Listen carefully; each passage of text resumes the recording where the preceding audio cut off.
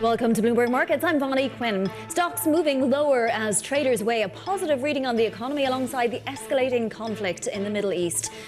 Let's get a quick check on these markets now. The S&P 500, as you can see, relatively unchanged. About 100 stocks are higher in the S&P. Again, those counter factors weighing on the market and also pushing the market higher. The Golden Dragon Index is down about 2.75%. That's off its lows of the day. Of course, mainland China is closed until October 7th, but we did have Hong Kong selling off just a little bit. Taiwan reopens Friday after 2 days of closures for the typhoon. We have crude oil moving higher quite substantially. Brent is above 75 and New York crude above 73 right now from some comments from President Biden about what might happen in the Middle East. We'll get to discussion of that in a moment. And the two-year yield at 369.30 after a better than expected services reading and, of course, those jobless claims that weren't as bad as perhaps we might have anticipated. Let's get to some midday movers now on the equity side. First up, Vistra. It's hitting a record high, up more than 215% this year. This comes after Nikkei reports that Alphabet is considering buying electricity from nuclear power plants for its data centers, of course, following a similar announcement by Microsoft a few weeks ago. Also, Nvidia surging in the session as tech is one of the few positive groups in the S&P 500 today. We also got more headlines tied to Nvidia and AI as it expands a partnership with Accenture. And Levi Strauss, it's slumping, falling the most since June, in fact. This comes after the company cut its full-year guidance. It sees declines across its home market and the Dockers brand. Outside of movers, we also got a wave of economic data here in the US that included numbers that showed services expanding in September at the fastest pace since February of 2023. Earlier, Sarah Hunt from Alpine Woods spoke about the data. On the bond side, it's really going to depend a lot on what the Fed is doing and some of that other data that we're getting. We're getting payrolls data tomorrow. There's a lot of stuff that's coming that the bond market will react to, but there's something where you can actually say, since early summer, yields have been coming down. Now, whether or not that's the right direction, it doesn't matter. It's been fairly directional, and it hasn't been as bouncy as some of the bond moves had been earlier. For more on this now, we're joined by Bloomberg's Michael McKee. So, Michael, take us into some of the subcomponents of this data. What showed particular strength or expansion? Well, we start with the headline is 54.9, as you mentioned, the highest since February of last year, and that seemed to come out of nowhere. We got very strong new orders for services and business activity. Those were both strong. Unfortunately, prices paid were also strong. So there's an inflation and a good growth component to all of this. The thing that will catch a lot of people's eye, you heard Sarah talking about it a minute ago. Tomorrow we get the payrolls report, and the jobs number for the services industries went down below 50 for the first time in a while to 48.1. Does that suggest we're going to see weak hiring, and will that worry the Fed? That is something that we'll have to see after we get the number out, because we've got a lot of cross currents going on in the labor market these days. One good news bit from the labor market is jobless claims, as you mentioned, Vonnie, come in at 225. That's up from just 219,000, barely moving. And you can see both the seasonally adjusted and non-seasonally adjusted were down. So it doesn't look like companies are laying people off. The question is, are they hiring? 8:30 Eastern time tomorrow. We'll find out. And we'll be looking for the unemployment rate as well. That'll be very important for the Fed. So pretty positive data overall, Michael. But can we thank the 50 basis point cut for any of this yet? Or have we that to look forward to? No, we have that to look forward to. It is going to take months for that to work itself into the economy. You'll see some maybe boost we did in terms of car sales the last month. And we've seen a little bit more activity in the housing market. But after that, it's going to take a while before it really has any effect. Why is consumer confidence softer, given that we're seeing all of these positive signs out of the economy and services? That would entail people actually spending on services. Well, the Conference Board's consumer confidence numbers went down. The University of Michigan's went up a little bit. They're both restrained. And the problem seems to be that people are, at this point, worried about what's going to happen going forward with all the headlines about what's going on in the Middle East. Even though gasoline prices are down, people are worried that gasoline prices will go up. There's still the question about inflation having gone up while it has cooled. The price levels haven't fallen. And then there's all of the uncertainty about the presidential election. So there's a lot going on that is on consumers' minds. And there is some concern in the Conference Board survey about whether jobs will continue to be very available going forward. And I'm sure that's behind the VIX above 20 today as well. Michael, thank you so much. That is Bloomberg's Michael McKee. Oil surging following Middle East tensions. Next, you'll hear what President Biden said about a possible Israeli retaliation in Iran that has markets reacting. This is Bloomberg.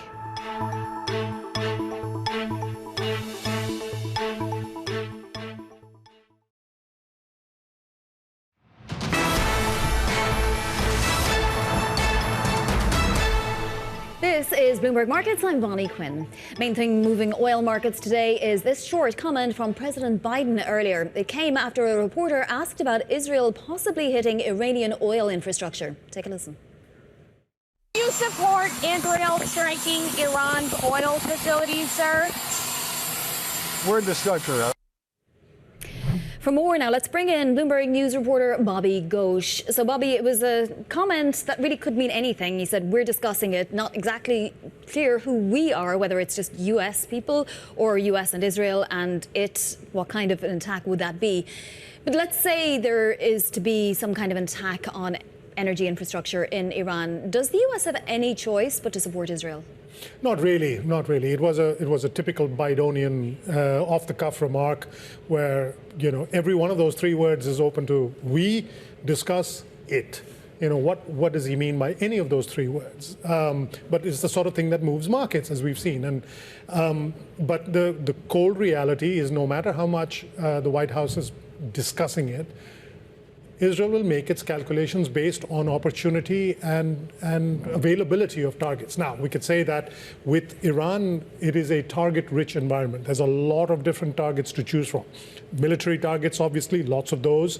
It's a heavily militarized country. Oil infrastructure would hurt Iran considerably, but it would also hurt the global economy. It would hurt the U.S. and the chances of Kamala Harris in the elections. And then there are other civilian targets. Energy, electricity, the electricity grid, the classic things like bridges and other infrastructure. So Israel has plenty to choose from if it decides to attack, but its decisions, I suspect, will be made based on what it thinks are the sort of lowest hanging fruits. Where can it strike without endangering its own forces? And where it can inflict just the right amount of pain. There's also the big question about whether or not Israel hits Iran's nuclear infrastructure. Now, this is very widely distributed. The different elements of that infrastructure spread out all over the country. But Israel could choose to attack one or more of those targets. Again, we know the White House doesn't want that. Biden has said so. But we also know that Bibi Netanyahu is not really paying attention to what Biden's saying. What do we know about what capabilities Iran has right now? There has been some speculation that perhaps it doesn't have quite the capabilities we might once have thought. Could it get help from another country? Well, Iran's main problem when it comes to Israel is that they don't have a contiguous border. So there is no military ground offensive that Iran can execute against Israel. And that severely constrains its options for direct action. But it does have a network of proxy militias all over the region, some of whom are very close to Israel. The problem, of course, is that at this very moment, Israel has got several of those militias on the ropes and is punching very hard. Hezbollah is greatly sort of degraded because of the loss not only of its top leader, but of an entire echelon of leaders, as well as a successful Israeli campaign to disrupt its communications infrastructure.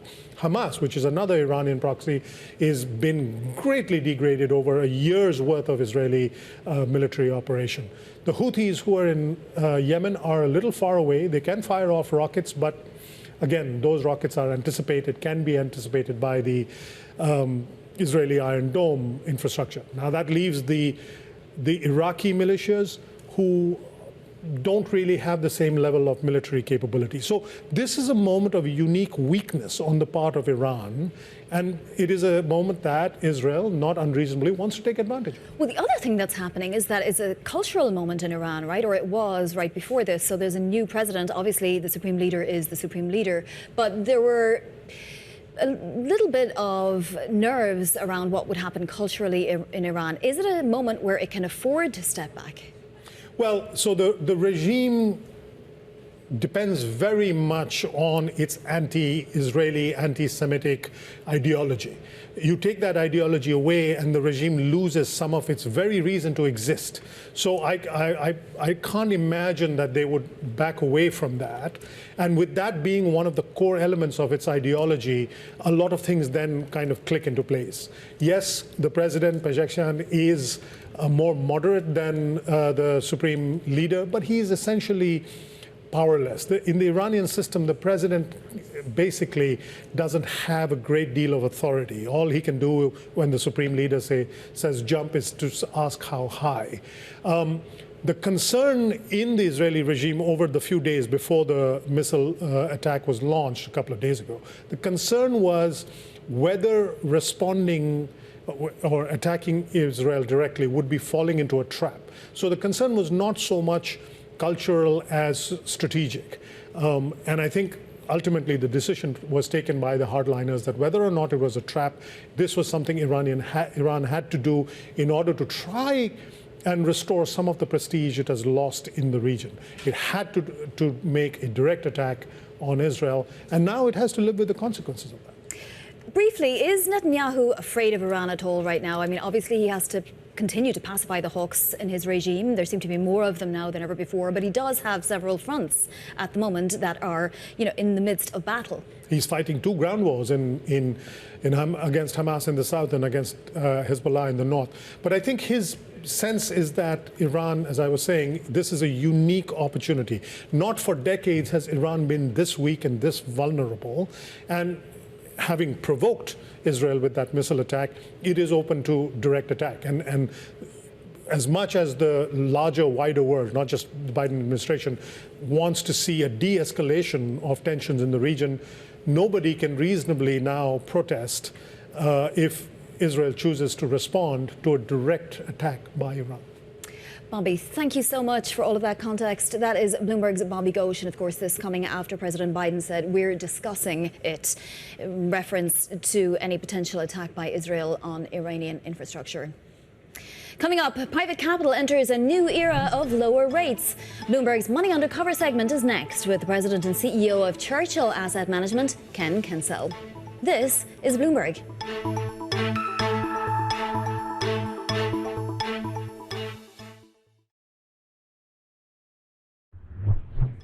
This is Bloomberg Markets. I'm Vonnie Quinn. Time now for Bloomberg Money Undercover, where we cover the unique challenges and opportunities facing alternative investments. Bloomberg Surveillance's Lisa Abramowicz joins us now for that.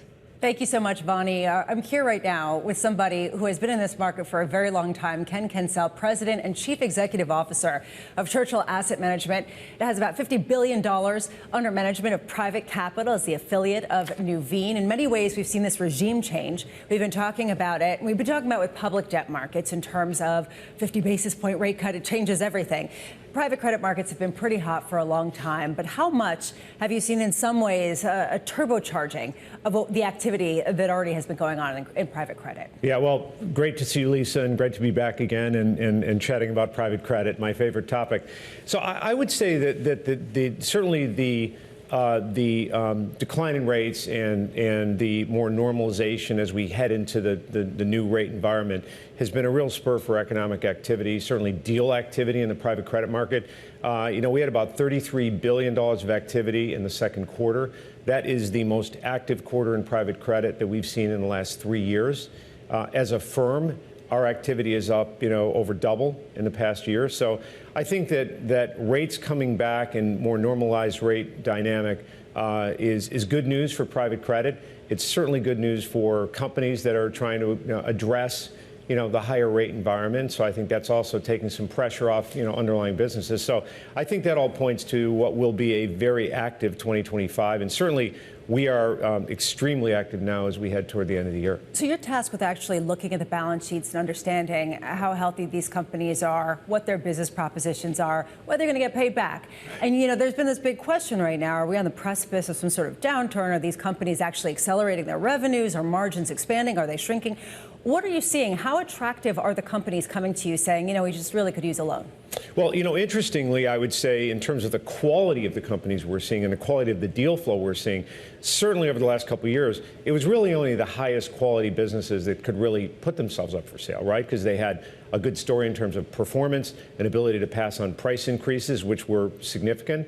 And frankly, private equity, who were looking to drive exits and drive returns of capital, saw that with their highest performing businesses. So I'd say historically over the last few years, it's been the highest quality companies, and deal flow that we're seeing today is still pretty much reflective of that. So areas like software, business services, healthcare, high quality businesses, strong recurring revenue, market leading companies. That is generally what we're seeing in terms of the deals that are coming to market and being sold, which of course drives private capital, private credit activity, and of course private equity investment as well. So if there are mostly high quality companies that are looking for loans, more higher quality, I should Certainly say. in the new deal environment. The new deal environment, Yes. right? Not maybe the existing deals, all Correct. of them. Yes. There is everybody and their mother who wants to get into private credit right now, it seems like. It seems like this is an incredibly popular area. How do you source good deals on good terms at a time where you're facing off with a lot of competition? Sure. Well, look, I think there are a few things now driving the private credit market that are, pretty important if you think about driving quality deal flow. Well, one is that the largest scaled private credit direct lenders are really in a very unique position, because it's only those 5 or 10 firms that can write a $500 million, $1 billion financing check and can deliver a one-stop solution to their clients. So it's a small universe of firms that really have that, and those firms are the ones that are seeing the lion's share of deal activity. Those are the firms that are driving high quality performance to investors, which of course begets raising more capital. And I would say that there's a bit of a shakeout in private credit today. I would say that the largest direct lenders are taking share and seeing the better opportunities from a lending and financing standpoint. And those are the firms as well that I would say have this historic relationships with the private equity community. If you think about firms that have done 10, 15, 20 financings for a private equity firm, those are the firms that are going to get the first call. And so as a result, I think that you've seen a bit of a bifurcation, both in terms of deal opportunities and financing, but also I think in terms of portfolio performance. How much do you see companies consolidating with one another versus just the ones who aren't big enough, who don't have the track record, just going out of business? I think there's going to be smaller managers that have built a good track record, but maybe find themselves pressed in terms of capital raising and the ability to keep up, if you will, in terms of being able to provide capital to their clients.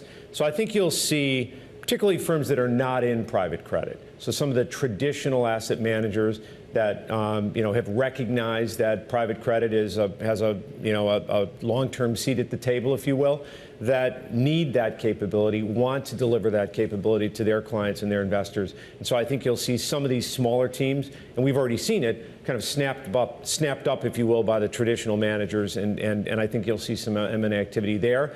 And also some of the large alternative managers looking to get into niches where there may be great growth opportunity, but they need a team that can really approach and address that opportunity. When you talk about consolidation, a lot of people have wondered whether we're going to see consolidation among regional banks. Maybe the better question is, how much do the questions around the health of some regional banks open up opportunities for people like yourself to really get lending share in a lot of these particular geographies? Sure. No, it's a great question.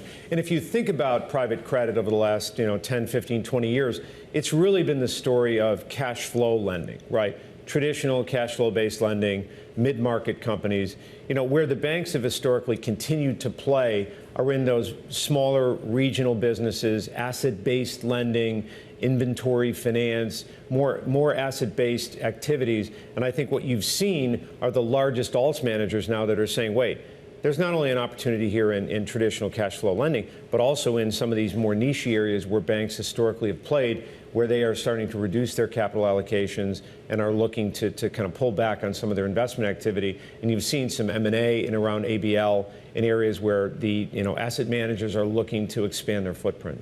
We've also seen a number of banks say, we don't want to lose these clients. We're going to go partner with, say, I don't know, Apollo. We're going to partner with this consortium over here. Would you ever be interested in partnering with a big bank?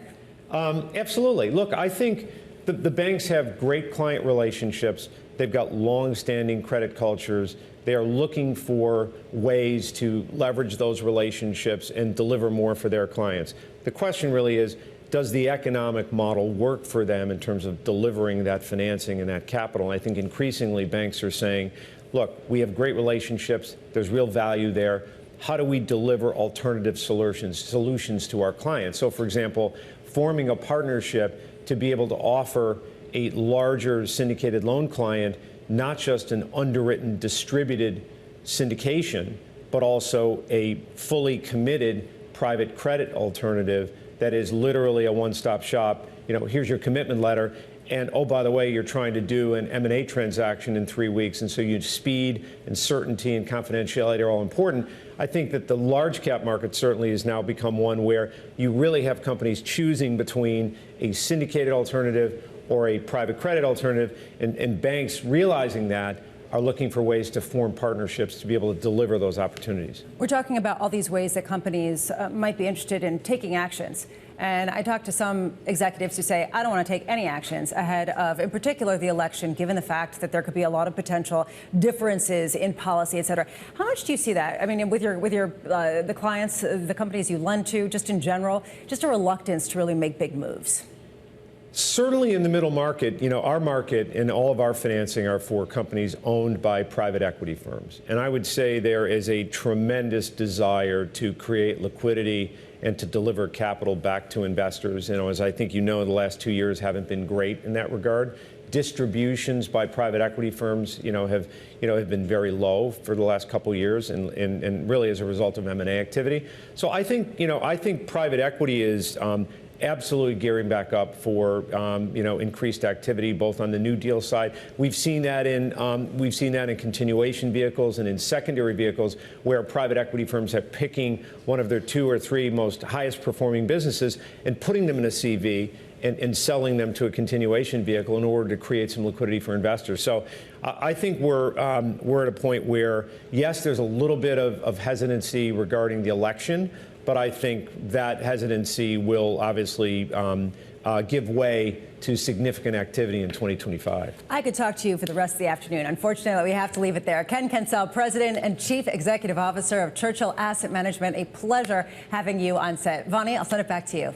Lisa, thank you so much. Fantastic interview. Coming up here, we're talking new U.S. economic data with Societe Generale's Subadra Rajappa. That's coming up in just a couple of moments. Right now, we have WTI at $73.33 a barrel, up 4.6%.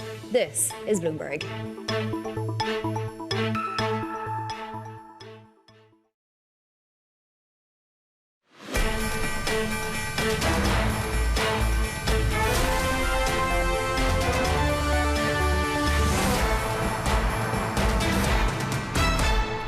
Welcome to Bloomberg Markets. I'm Vonnie Quinn, and let's get a quick check of those markets now. Plenty of counterweights to consider today. We have the buoyancy of the economic data that's pushing up stocks. Also, semiconductors are seeing a little bit of enthusiasm once again today. And of course, we have energy stocks higher as oil rises. But that is offset by some of the selling that we're seeing in Hong Kong and mainland China stocks. Mainland China, of course, doesn't come back until next week. So you have the S&P 500 really flitting between gains and losses right now, down a point. About 100 or 110 stocks are higher there. The Golden Dragon Index down about 2.3%, well off its lows of the session, I might add. Crude still up about 4.6%. We had a very short comment from President Biden earlier saying we're discussing it when it comes to the potential for Israel to maybe attack Iranian energy infrastructure. Not quite clear exactly what he meant. We are waiting more on that. And then a small move in U.S. yields, the 2-year moving by 4 basis points to 3.68% after this morning's economic data and, of course, before the jobs report. So when it comes to the economy, former New York Fed president and Bloomberg opinion columnist Bill Dudley said he's been too pessimistic about the risks of a so-called hard landing for the U.S. economy. He joined Bloomberg Surveillance earlier this morning. Well, my original view was that the Fed would be late to tighten monetary policy. Check. As a consequence, inflation would go up and the labor market would get very tight. Check. Then the Federal Reserve would have to tighten monetary policy a lot. Check. And the unemployment rate would have to go up at least a half a percentage point, trigger the SOM rule. Check. But the SOM rule trigger doesn't seem like it's leading to recession. If you look at what the GDP numbers, they've been very firm lately. Second quarter, 3%. Third quarter is tracking 2.5%. So even though I had the story right, it doesn't look like the conclusion is going to pan out. It's too soon to say for sure. That's why the labor market has so much attention focused on it. And I thought what was interesting, the summary of economic projections at the last FOMC meeting, they actually, in their summary of economic projections, they actually think that the downside risks to the labor market are actually greater now than the upside risks to the inflation. So they're worried about the exact same thing. And that's why tomorrow's labor market report is so important. If the labor market really starts to deteriorate, then I think the soft landing story will start to come into question. And that's why the Fed cut 50 basis points a couple weeks ago. I think a lot of people, Bill, share your journey in terms of changing views and not understanding which models are actually accurate this time around. What in your analysis makes you think that this time is different and that some of the classic indicators that traditionally have foretold recession no longer work? I think two things are different. Number one, you had all these fiscal transfers during the pandemic to businesses and households. So business and household balance sheets are in better shape than they typically are late in the business cycle. For example, look at debt service costs for the household sector. Still pretty low because people locked in very low mortgage rates during the pandemic. Second thing I think is different is that financial conditions have eased a lot even before the Federal Reserve cut rates. So financial conditions were at the most tightest about a year ago. And since then, they've eased a lot. Stock market up, bond yields down, credit spreads tighter. And so even though monetary policy is tight, when you look at the level of short-term rates, financial conditions have eased a lot, and that's supporting economic activity. What's to say we're landing at all, Bill?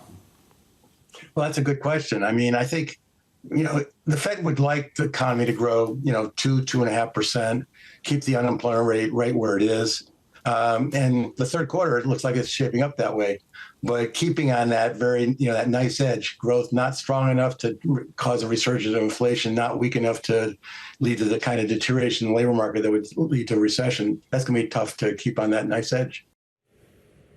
That was former New York Fed President Bill Dudley joining us with more now on the U.S. economy and a look at tomorrow's U.S. jobs data. Subadra Rajappa, Societe Generale, head of U.S. rates strategy. Subadra, thank you so much for joining. So that was a nice opener, right? Bill Dudley saying, look, he got most of it right, but he's slightly changing his mind now on an outcome. When the evidence changes, you change your mind, right? Let's start with your vision for tomorrow's jobs report and what argument it will uphold. So for tomorrow, the consensus is for 150,000 jobs to be created and the unemployment rate to remain at 4.2%. But, our economists and others are looking at perhaps an upside surprise to tomorrow's payroll print. Really, the magnitude of the upside surprise is what I'd be looking to see. I mean, if it's, 100,000 more, then we could see a little bit of a sell-off. But for the most part, the market's focused on weakness in the data. So if we do get a print that is 150,000 or maybe even below that, then that's when you're going to see perhaps a rally in the bond market in reaction to weakness in payrolls. But all indications are this is going to be a fairly good print. We've had pretty strong jobs data this week from JOLTS as well as ADP. So the indications are that we could get an at or above consensus print tomorrow. So are we then in the process of avoiding a recession, do you think? Yeah, I mean, that was never our base case. I mean, we actually think that the market is pricing in too many cuts, both for this year as well as in aggregate over the next year or so. We're looking at the market's pricing in, almost, I'd say, 50 basis point rate cut at the November meeting, a total of maybe 3 cuts by the end of the year. The Fed has told us that they're going to be cutting 50 basis points, perhaps in November and December, for a total of 100 25 basis points for November and December, and a total of 50 basis points by the end of this year. So the market's definitely overpricing cuts between now and the end of next year, given the fact that the data has been relatively strong. Right. So, given that, with swaps pricing in, a half basis point basically for November, and now are we not even sure that we're going to get a 25 basis point cut, do you think, in November? So I think that the Fed is most likely going to deliver a 25 basis point rate cut at the November meeting. Really, the risk that the market is not accounting for is perhaps from the elections. If we do see a repeat of what we saw back in 2016, after President Trump won, and we saw a Republican sweep, the price action in the bond market was for the yield curve to steepen, for yields to rise meaningfully, and for inflation expectations to rise. That sort of scenario, I think, is not what the market is expecting or accounting for. Under those circumstances, given the fact that the elections are just 2 days before the November FOMC meeting, the Fed might take a cautious approach to easing at the November meeting if we see that sort of price action. So I think that 25 basis points seems like the most likely outcome, but we should be considering other alternative scenarios and being positioned for it. Well, we will get one more jobs report, but if the next two jobs reports are fairly benign, would there be a case for another 25 basis point cut? So the Fed is looking to front-load rate cuts. So if we do get, data, both the November, tomorrow's print for September, as well as the October employment report that's due in early November, to be in line with expectations, then I think that the Fed will probably stay the course and deliver a 25 basis point rate cut at the November meeting and another 25 basis points at the December meeting. So that's our base case, and I think that they'll probably stick to that trajectory and try to front load rate cuts as much as they possibly can. Subadra, I'm curious because the MOVE index, while elevated relative to the likes of 2020-21, it's pretty muted at the moment at a time where we're seeing the VIX at 20 and plenty of instability around the world. Is the US Treasury market solely focused on macroeconomic policy in the United States and perhaps the presidential election, and maybe not enough focused on potential geopolitical turmoil? I think you hit the nail on the head. I think it's the pricing in the volatility markets, especially in bonds, seems to be much more focused on the trajectory for rate cuts. Typically, what you tend to see is as the Fed embarks on rate cuts, you tend to see vol come off. And that's kind of what you're seeing. You're not really seeing much of a geopolitical risk premium or any sort of risk premium related to even other economic, events that could happen, like the port strikes, and that could lead to perhaps some volatility in the data over the upcoming month. How vigilant do we need to be for that? I know you said that we'll very likely trade within a range between now and the election and possibly the next FOMC. But if there were to be, a sudden uptick in geopolitical tensions more than there is already, would that create, massive volatility in the Treasury market? Typically, what you tend to see is the bond markets, and actually even broader risky assets tend to not react that much to geopolitical headlines. We'll have to see a significant escalation before you start seeing higher volatility and a reaction either in the bond markets or in risky assets. For now, you're seeing an uptick in commodity prices, especially oil, perhaps modestly higher inflation expectations on the back of that. But really, these types of events tend to not have much of an impact in the markets. Subadra, thank you so much for joining us today. That is Subadra Rajappa, Societe Generale, head of U.S. rate strategy. Coming up, Levi shares sagging after the company's earnings report this morning. Those details next. This is Bloomberg.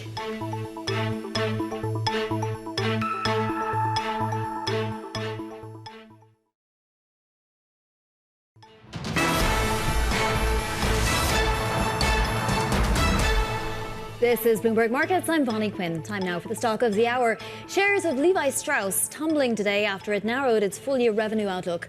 The company also revealing it's exploring a sale of its Dockers brand. Michelle Gasp, Levi Strauss president and CEO, spoke earlier on Bloomberg.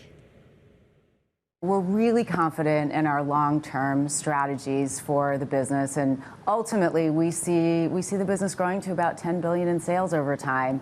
And our strategies are working. I'm sure we'll talk about that. But let me set a little context for the quarter. Despite coming in at the low end of our guide, underneath that, there's a lot of strength in the business. I mean, clearly we beat our profit targets, our earnings were strong. And as it relates to revenue, overall, we were up 3% on an adjusted basis. The Levi's brand was up 5%.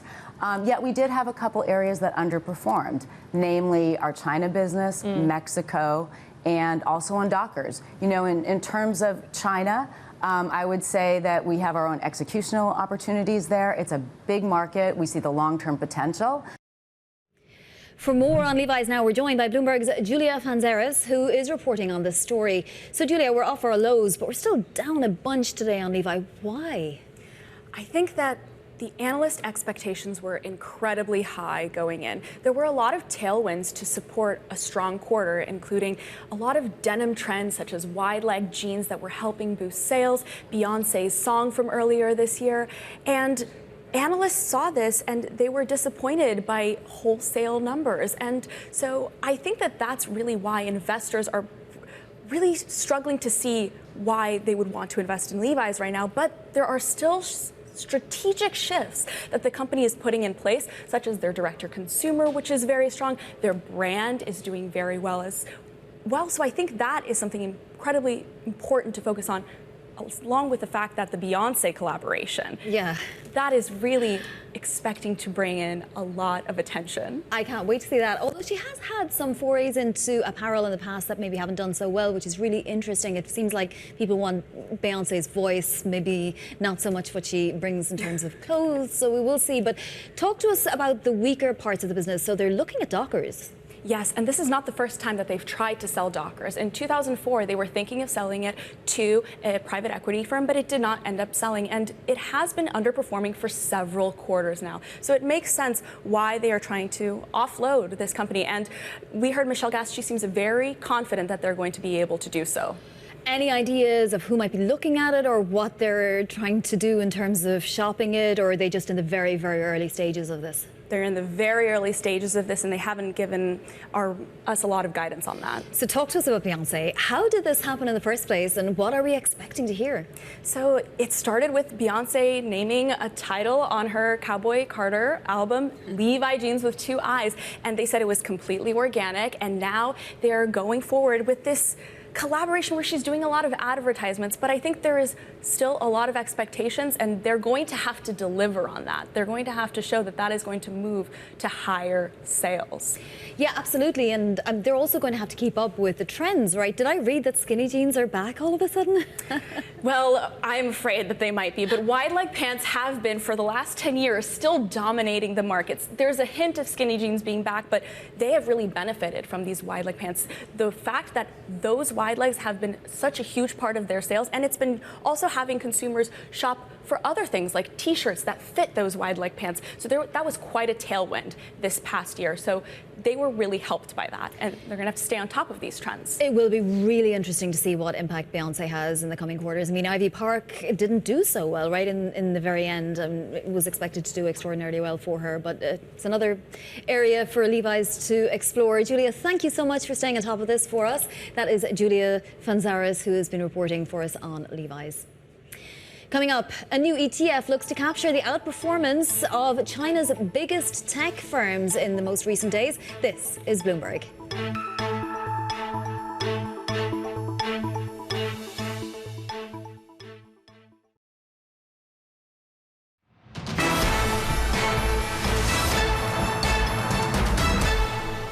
This is Bloomberg Markets. I'm Bonnie Quinn.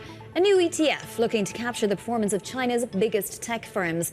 The Roundhill China Dragons ETF, trading under the ticker DRAG, will hit the market today. Here with a look at what to expect is Bloomberg's Isabelle Lee. So Isabelle, why do we have a new ETF? We have some ETFs that tackle these kinds of companies, right? Exactly, and what sets this apart is its targeted focus. So unlike other big ETFs like iShares or Crane shares, they track 30 to 50 stocks, but this one only targets 5 to 10, and they're what Roundhill calls China Dragons. So China Dragons to them are those that exhibit economies of scale, exponential growth, and just really solid fundamentals. So there are 5 to 10 stocks. For now, in this quarter, they chose 9. That includes PDD, Alibaba, NetEase, BYD, Meituan, and they will be rebalanced quarterly. But Roundhill CEO David Maza told me that, unlike other ETFs, you want to just really focus on what you like. So this is a narrow focus of 9 stocks. You don't want the smaller companies to dilute your holdings. Think about it as like the Bloomberg Magnificent 7 index. It's just really those 7. It is pretty concentrated, though. And in China, there's always the danger that the leadership decides to focus on one particular industry, right? So are you taking a bigger risk than it might look at on face value? That is fair. But if you think about your broader question, it's China in general. There are 2 ways people look at when they invest in China, that it's go big or go home, or even now that valuations are very attractive. Some might call it even cheap. Is it cheap for a reason, or is it cheap, that's why we should pile all in? But as you can see now with the bull market rally, a lot of hedge funds and even money managers are feeling left out because they're underexposed and they're piling in. We have some of the exchanges feeling like they can't really take in all the trading activity. So I think that's a risk you always take with EM compared to DM, but the upside is far higher. How do they manage to time it for right after some of the stimulus moves from China? Because it would be a particularly good time to debut, I would have thought. The timing is actually very great and good for them, but that's the thing with ETFs. They made the filing earlier this year. You don't really know when it will approve. You will have an idea, but the SEC might get back to you with some questions. So the timing just worked out great. And when I talked to Dave Maza, the CEO, he said that they actually launched it they were thinking about it, even when China stocks weren't doing so well, just because of client demand.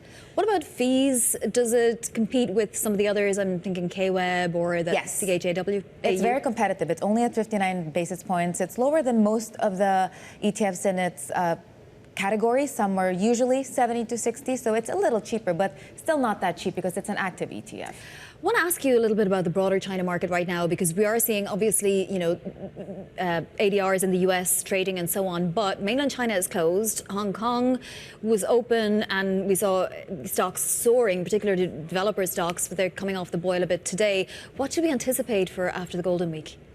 After the Golden Week, I think that's when traders will recalibrate, and this is the good thing about ETFs, is even if the markets in Asia are closed, they're open. But we do have Goldman Sachs saying that maybe the stimulus measures of China may not directly address the medium-term challenges. They are buoying sentiment, and traders are feeling very optimistic all over the world. As you could see, we have these benchmark indices really crossing bull market territory. Yeah, it really is fascinating, and it remains to be seen whether we'll see more fiscal stimulus, right? So more stimulus straight into the arms of the consumer. Yes, exactly. And we have Goldman saying that what makes this round different from all the other rounds is how it's a little bit more targeted, it's more streamlined, and you see some government buy-in. So maybe this will set it apart, but who knows? We still have some naysayers saying that this will not fix the deep fundamental problems. It's just a band-aid solution. And when it comes to markets, I always think of Shuli Ren's great phrase, macro tourism. So, in recent years, people have been going into the market, but sort of exiting fairly quickly afterwards again.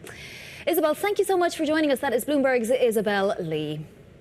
Staying with China, Chinese automaker XPeng, who is partnering with VW in China, is now looking at several options in Europe to localize production and sidestep tariffs the bloc is levying on EVs made in Asia's biggest economy. EU member states are preparing to vote Friday on imposing definitive tariffs as high as 45% on imported EVs made in China. The company's vice chairman and co-president, Brian Gu, spoke with Oliver Crook in Berlin. U.S. market is a very important market. I mean, it's one of the largest EV markets. And also, I think it's also a market that's ripe for technology innovation. But at the time right now, I think the policy is evolving and also making it challenging for Chinese companies to enter.